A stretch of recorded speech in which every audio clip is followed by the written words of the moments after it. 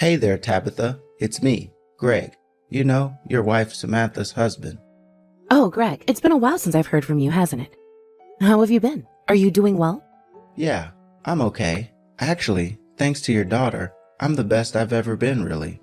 Oh, well, that is just lovely to hear. I'm glad that you two are doing well living together. Anyways, to what do I owe the pleasure of getting the message from you? I certainly hope that you and Samantha haven't been fighting or anything like that. No, it's nothing like that at all. We haven't been fighting or anything like that. I actually wanted to talk to you about Samantha's plan to go back to your house to give birth. Oh, of course. She was going to come here next month, wasn't she? Yeah, that was the plan. And then I think she was probably going to be there for about 2 months or so. Anyways, I just wanted to double check now that you're still okay and prepare that to do for us. I know that it means a lot to Samantha, and obviously I wish I could be there, but I'm glad she'll be in your hands. Well, aren't you a thoughtful and polite husband? Honestly, Samantha could stand to learn a couple of things from you. Ha ha ha, I think Samantha has her own special kind of charm, don't you? Anyways, about while she's going to be there, I was going to send you money for those 2 months so that she isn't a burden while she's there. No, come now. You don't need to do that. It's just one more mouth to feed. It's not going to take that much. No. You have to let me contribute something. I'll feel so useless not being able to do anything from so far away. Besides, Samantha is more like 2 months to feed with that baby inside her. Well, I suppose you are right there, aren't you? But it's so exciting that Samantha's going to give us our first grandbaby here soon. I hope you know how much we've been looking forward to this. You have to know that it isn't a burden at all. But I just mean that you're probably going to be spending a lot more on food than you were.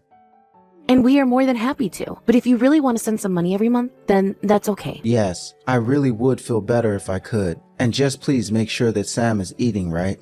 But what I am saying, I know that you will. After all that Sam has been talking about lately is getting to eat some more of your cooking. But she'll need a lot to recover after giving birth. So anyways, if I can give you a little bit and feel like I'm doing something to contribute, it'll set me at ease. I just want everything to go well for this. Oh, Greg, you really are nothing like my husband when I was having Sam. Do you know that? What do you mean by that? Oh, I just remember when I was giving birth to Samantha, he was drinking up until the final moment. He said he just didn't realize how much time it would take to give birth. I see. Wow. I really don't think I can ever do something like that. I know, and it was bad at the time, but now it's just something that we laugh about. But you ought to be careful. Things like that can end up following you, even if you don't mean for them to. But of course, my husband changed after Samantha was born. It was like something had flipped in him, but it still just boils my blood remembering how upset I was at home then. Well, I'll at least be sure not to be drinking while Sam is actually giving birth. Well, I don't think that she has anything to worry about when it comes to you. If anything, I can see Sam causing trouble for you, but not the other way around. After all, she barely has even talked to me when I asked her how she's doing. Don't you think that's cruel? Well, I think that Sam isn't exactly the most talkative person. We know that, right? But I want you to know that everyone here is getting along and there's nothing to worry about. In fact, she probably just doesn't have much to say to you because things are going so well at home.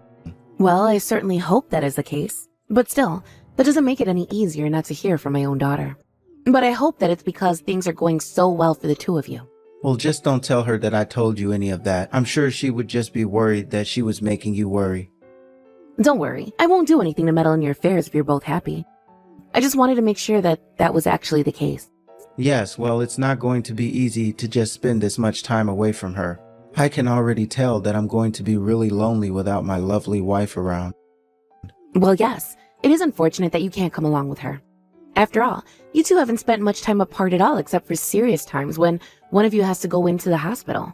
But you know, after she gives birth, you could come over every weekend if you wanted. We can arrange a room for you two and everything. Thank you so much, Tabitha. That is really kind of you. But I'll see what I can do with how busy work is. Oh, are things picking up around the office this time of year? Well, I was talking to my boss and it sounded like he was only going to let me take off of work for when Sam actually gives birth. So it might be a bit unrealistic for me to be going to your house every week. But of course that just makes me feel worse because it seems like I'm leaving all the child rearing and taking care of Sam to you. Oh, please, we're family. You don't have to worry about that. If you're really that busy with work, then there's no need to feel pressure to come over every single week. Especially since you would be driving here. There's no use having you on the road in such a state. Besides, I'm sure that there will be plenty of time for you two to spend together once she goes home. Thanks again, so much. I really, really mean it. And I'm glad that we're able to talk about this and confirm that we're still able to take Samantha. We'll be in touch. You'll hear from me again soon. Well, not to worry. Just know that you've got people you can count on. And after Samantha does get here, I'll be sure to give you any and all updates when she goes into labor. Hey, Mom, are you there? I just wanted to let you know that I'm on the train and headed to your place. Samantha, are you really sure you should be taking the train all the way here? I mean, you know that your father or I could have gone to pick you up, right? Oh, Mom, there's nothing to worry about at all. I've already sent my bags ahead to your place, so it's fine. Besides, it's a bit late to get off of it now. I see. I remember you complaining about just how much packing you were doing. Are you really sure you needed to bring all of that? It's just clothes and other stuff. Of course I needed all of it. Clothes, huh? I mean, after you give birth, I can't imagine you'll be leaving the house much, right? I know. But are you telling me I'll have to wear the same outfits at home every single day? You say that now, but I bet you're going to feel very different after you have given birth. Okay, fine. Do you want to put money on it? $1,000 says that I actually put in the effort to get dressed in real clothes every single day that I'm there. No, thank you. That is not a bet I want to take when it comes to someone like you. Well, then I hope that means you let me get changed when I want to and not complain about all the clothes that I have. You really can be a dummy sometimes. Do you know that, Mom? Samantha, come now. That is no way to talk to your mother at all. Sorry. I just feel a bit energetic today. I see. Were you not feeling so well before now? Well, not exactly, I guess. I'm sorry to hear that, Samantha. Well, can you really blame me though? I mean, I'm literally about to have a baby right now. This is a really big deal, and I guess I just can't help but be a little nervous about it. And I think another reason for feeling this way is that it's just been so long since I've had anything to drink. Well, I was wondering if that might have had anything to do with it. Really? And why did you figure that? Well, because I had to give up smoking when I had you, of course. And trust me, that was not easy. Wait, what? I didn't know that you used to smoke. Yes, when I was much younger. And quitting was not easy at all. In fact, there were a couple of times that I smoked while pregnant with you. What? You're kidding me. You didn't really do that, did you? Well, what's the big deal? You're a healthy adult now, aren't you? I know, but still. How could you do that? Come on, Mom. I understand why you're upset, but you should know that things were just very different when I was pregnant with you. People were worried about different things when it came to pregnancies, and the important thing was trying your best. But anyways, I managed to quit before having you. So anyways, I'm sure that you'll be fine because you're my kid, and so I know there's nothing to worry about. Thanks, Mom. That means a lot to me. Anyways, I'll let you know when I'm close to arriving, okay? Wait, is that? You're just going to go just like that? Yeah, sorry. I gotta run now. Samantha, are you there? I was just wondering if you had any idea what time it was right now. I thought your hair appointment ended a while ago. Little Bryce is crying because he wants you. Oh, hey there, Mom. Sorry for not getting back to you sooner. You know, I really don't mind if you want to stay out of the house and have some time to yourself. I know what it's like to be so soon after giving birth, but if you are going to stay out, I just ask that you let your dad or I know beforehand. Well, I'm sorry, but I won't be going home. What do you mean by that? I don't understand. I'm sorry, but you're going to have to take care of Bryce for me. But whatever you do, just please don't let Greg have him, okay? I really mean that. Hold on just a second here, Samantha. What in the world is going on? What has gotten into you? Where are you right now? I'm really, really sorry, Mom, but I can't tell you where I'm at right now. I just can't. Please, just tell me. I'm your mother. Why can't you say this to me? Mom, please. You have to understand that I just can't. I can't do this right now. Did something happen to make this change in you? You know that you can talk to me about anything, right? Did Greg do something to upset you? Is that why you don't want me to give Bryce to him? Can you at least explain that part to me? I can't. I don't want to and I can't. Please, just stop asking, Mom. Samantha, I am very sorry, but if you're serious about not coming home, then I need answers. I don't want to have to do this, but if you can't give me a straight answer, then I see no reason why Greg shouldn't be able to take care of his own son. Because your father and I certainly didn't sign up to be new parents of any kind when you said you would come here. And if we can't give him to Greg, then that means Bryce would have to go into some kind of foster care system. What's the point, Mom? What's the point in trying to talk to anyone about this? It's not like anyone is ever going to believe me. Samantha, I am your mother, and whatever you have to tell me, I want you to know that I believe you. Well, but you think that Greg is a good husband, don't you? I know that you two talk every now and then. You were even saying how proud you were of Greg and how he was going to be even better than Dad was with Bryce, right? Well, you know that it took me a long time to feel that way, right?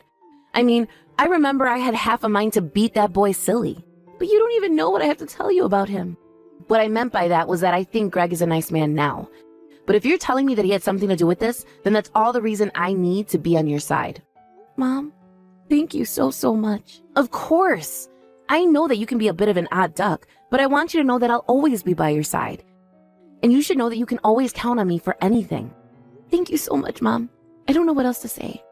But I've just been such an idiot, and it made things so difficult for so many people. Samantha, whatever it is that's bothering you, I'm sure that it's much worse in your head than in reality. But please, just know that you can talk to me about anything and I'll be there to help you. Greg, are you there? I was wondering if we could have a little chat right now.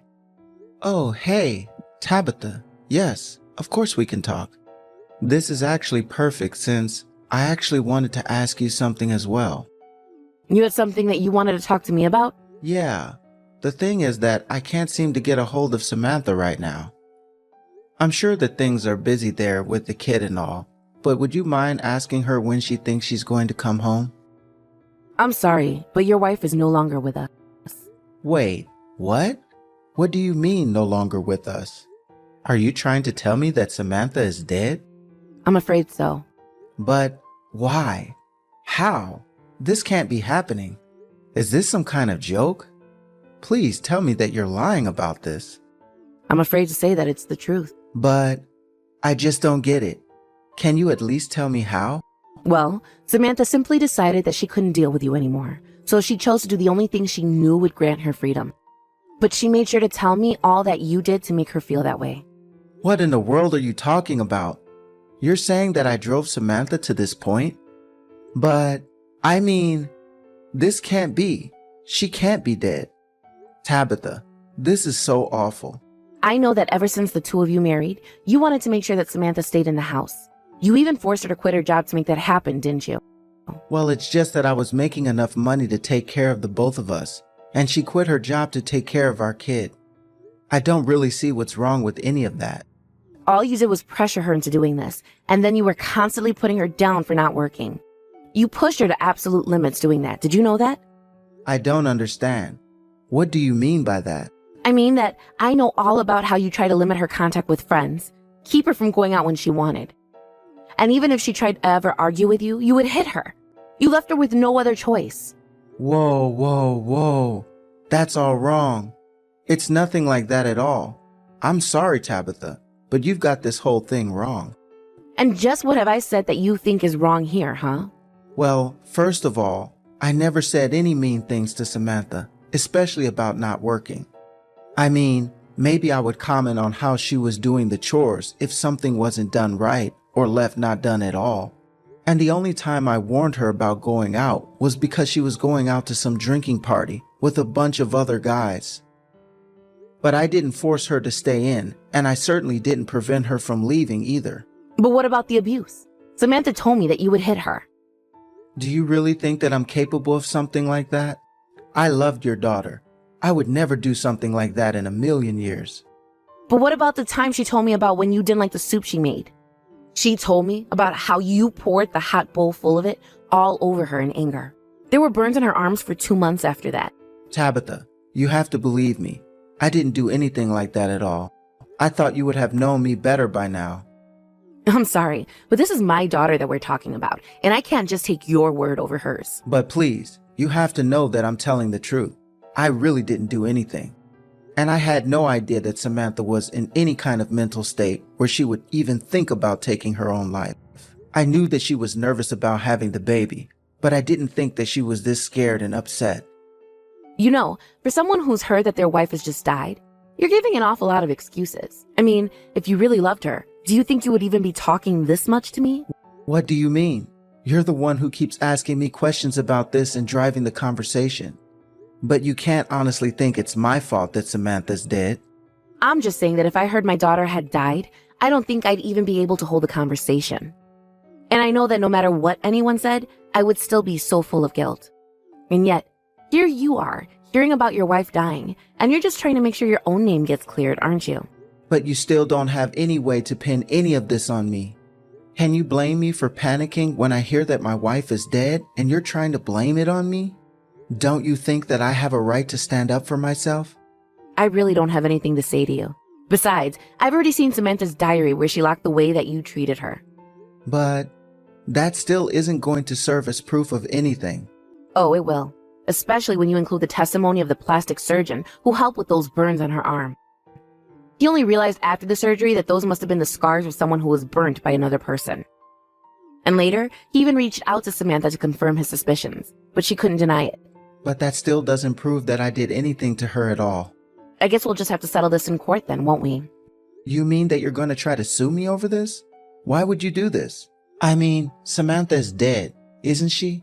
You really think this is what she would want? Well, actually, Samantha is alive and getting ready for this lawsuit. Wait a second, she's alive? That's right. I mean that she has only died as your wife.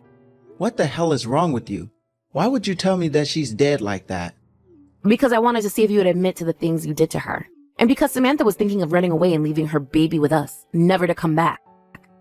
She pretended like everything was fine at home, but now I know the truth. And now that I do, I'm going to make sure that you have nobody on your side ever again. Hold on a second.